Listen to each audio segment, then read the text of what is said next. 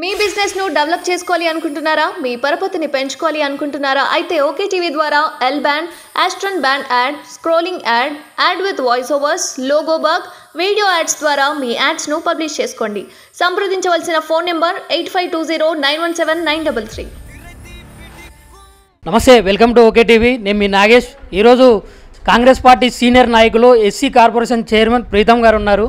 అన్నగారితో ఒకసారి మాట్లాడి తెలుసుకుందాం. నమస్తే అన్న. నమస్తే. ముందుగా కంగ్రాచులేషన్స్ అన్న. థ్యాంక్ యూ అన్న, ఇప్పుడు దళితులకి కాంగ్రెస్ పార్టీ అండగా ఉంటుందని చెప్పి, అన్యాయం చేసిందని చెప్పి అంటున్నారు. మరి దీని గురించి మీ యొక్క వివరణ ఏంటి? 10 సంవత్సరాలు దళితులల్లా ఒక మంత్రి లేకుండా, ఓ ఉప ముఖ్యమంత్రి లేకుండా, ఉన్న ఉప ముఖ్యమంత్రిని పీకిన 10 సంవత్సరాల్లో అడిగేటోడు ఎవ్వలేడు. ఎందుకంటే ఆయనేమో దొర ఉండే, దొర దగ్గర ఎవరు అడిగేటోళ్ళు లేకుండే. ఇప్పుడు ప్రజాపాలన, ప్రజల మధ్యలో ఉండే పాలన. మమ్మల్ని 100 మంది అడుగుతుంటారు.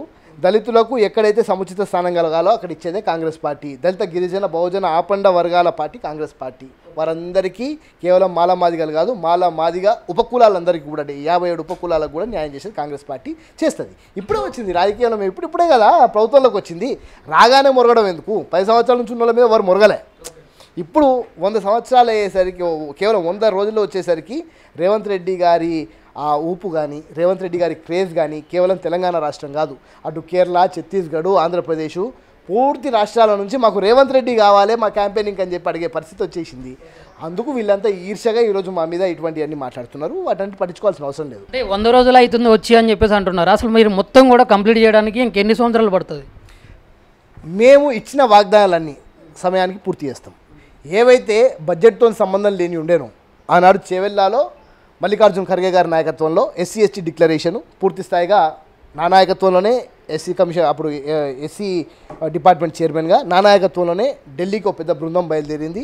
మేము కూర్చొని ఒక డిక్లరేషన్ తయారు చేసినాము. ఆ డిక్లరేషన్లో మాదిగ ఉపకులాలకు సంబంధించి మేము ఒక మొత్తం పూర్తి స్థాయిగా కార్పొరేషన్ ఇస్తామని చెప్పినాము.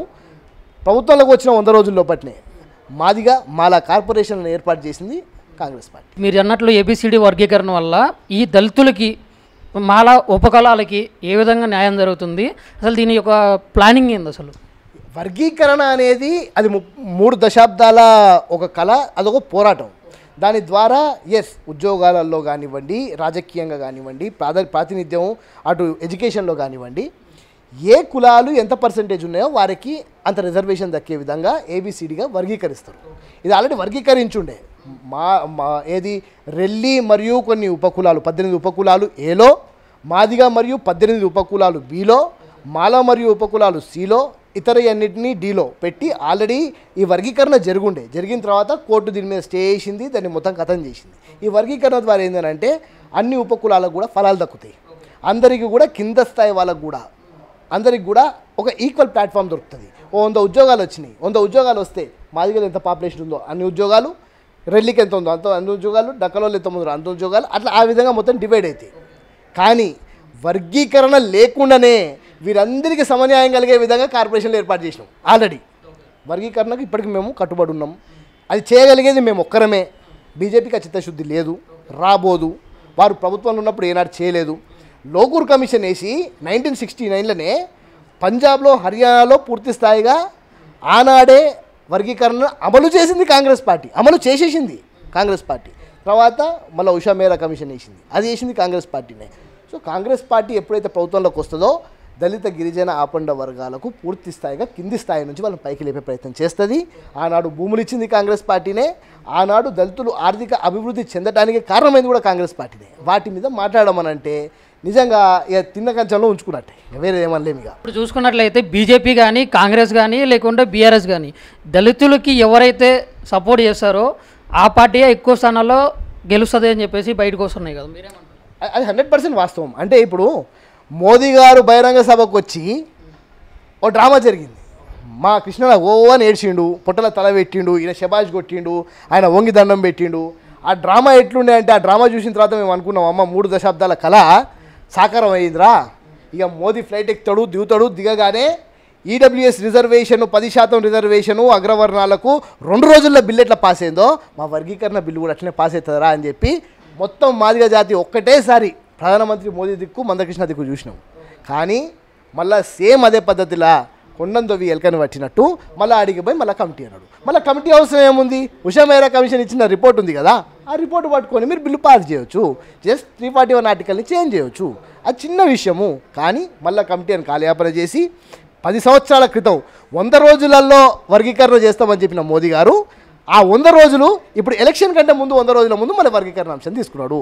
ముందు 2014లో 100 రోజులు అని చెప్పిండు. ఆయన ప్రభుత్వం దిగిపోయే 100 రోజుల ముందు మళ్ళీ ఈ అంశం ఎత్తుకున్నాడు. కానీ ఇది చెయ్యరు, వాళ్ళు చేసేది కాంగ్రెస్ పార్టీ. మీరు మాదిగ కుల వర్గానికి చెందినవారు, మీరు పెద్దన్నగా చెప్పుకుంటున్నటువంటి మందకృష్ణ మాదిగ గారు ఇప్పుడు కాంగ్రెస్ ప్రభుత్వం మీద ఎట్లాంటి విమర్శలు చేయడం మీద మీ అభిప్రాయం ఏంటి? నేను అదే అంటున్నా కదా, చిన్న తమ్ముడిగా పెద్దన్నకు నేను అదే విజ్ఞప్తి చేస్తున్నా. పెద్దన్న ఏ మతతత్వ పార్టీ అయితే బాబాసాహెబ్ అంబేద్కర్ చెప్పినాడు, మతతత్వ పార్టీలు కానీ మతతత్వ రాజకీయాలలో కానీ అటువంటి వాటితో నేను కలిసి నడవను అని. మీరు కూడా అదే రాస్తాలో నడవాలనుకుంటే వీరికి దూరంగా ఉండండి. వీరికి దూరంగా ఉండాల్సిన అవసరం ఉంది. ఇదే పార్టీలు మనని ఆనాడు మాట్లాడనివ్వలేదు. చూస్తే కళ్ళల్లో కారం పోసిండ్రు, చెవులలో సీసం పోసిండ్రు, చతుర్వర్ణ వ్యవస్థ అని చెప్పి తీసుకొచ్చి మనని మొత్తం పూర్తి స్థాయిగా మతోన్మాద పార్టీలు ఇవి మనని అగ్రవర్ణాలు మొత్తం పూర్తి స్థాయిగా మనని తొక్కేసిండ్రు. ఇటువంటి పార్టీలతో వద్దు, ఈ పార్టీలు మనకేం చేయవు. మరి కర్ణాటకలో ఇదే మందకృష్ణ మాదిగ గారు ఆ ప్రభుత్వానికి అనుకూలంగా మరి అక్కడ పోయి పనిచేసిండు, కర్ణాటకలో గెలిపించమని అడిగిండు. కర్ణాటకలో కూడా మాదిగలు పూర్తి స్థాయిగా మందకృష్ణ మాదిగ గారిని విస్మరించేసి అక్కడ మళ్ళీ కాంగ్రెస్ పార్టీని గెలిపించినాయి. ఈడ కూడా అంత పెద్ద సభ పెట్టిన తర్వాత సుమారు 70 లక్షల మంది ఉన్న దళితులలో 50-55 లక్షలు ఉన్న మాదిగలలో మరి ఆయన ఓటు అడిగితే మాదిగ జాతి అంతా ఒక్క దిక్కు ఉంది అని ఒకవేళ అనుకుంటే మొత్తం రాష్ట్రంలో బీజేపీకి పడ్డ ఓట్లు 32 లక్షల ఓట్లు మొత్తం రాష్ట్రంలో కలిపితే పడ్డాయి. అంటే మాదిగలు మిమ్మల్ని నమ్మట్లేదు, బీజేపీతో పోతాయంటే అసలే నమ్మట్లేదు. దయచేసి పెద్దన్నకి చిన్న తమ్మునిగా ఒక సూచన చేస్తున్నా, మీరు వెంటనే ఆ బీజేపీ పార్టీ నుంచి బయటికి రావాల్సిందిగా మేము వాళ్ళని విజ్ఞప్తి చేస్తాం. గతంలో జరిగినటువంటి అంటే పోయినసారి జరిగినటువంటి అసెంబ్లీ ఎలక్షన్స్ టైంలో నరేంద్ర మోడీ గారు హైదరాబాద్ వచ్చి ఒక పెద్ద బహిరంగ సభలో మాట్లాడారు, దళితులకి నేను అండగా ఉన్నా అని చెప్పేసి. ఎట్లా మాట్లాడటం వల్ల ఇప్పుడు ఈ పార్లమెంట్ ఎలక్షన్స్లో ఈ దళితులంతా కలిసి బీజేపీకి సపోర్ట్ చేసి బీజేపీకి ఎక్కువ స్థానాల్లో గెలిపించడానికి మాదిగలు సపోర్ట్ చేస్తారని అడుగుతున్నాను. అంటే నరేంద్ర మోడీ గారు అదే మీకు అండగా ఉన్నానంటే మా మాదిగా మాలాలు అందరూ వచ్చి మళ్ళీ ఈయనకు అండగా ఉంటారేమని అనుకుంటున్నాడు. అటువంటిది ఏం జరగదు. అంటే 100 రోజులలో వర్గీకరణ చేస్తా అని చెప్పి 2000 రూపాయలు 1000 నోట్ల రద్దని 2000 నోట్లు తెచ్చి మొత్తం తీసుకుపోయి లైన్లలో నిల్చోబెట్టి మాకు 15 లక్షలు ఇస్తా అని అడ్డగోలుగా వాగ్దానాలు చేసి డ్రగ్స్ అంత అలవాటు చేసి ఈరోజు అంటే చూసుకుంటే నియత పాలనలో top 1 position, top 1 rank Narendra Modi గారిది ఉంటుంది. ఈరోజు దళితులను హింసించిన ఘటనలో టాప్ 1 పొజిషన్లో ఉంటుంది.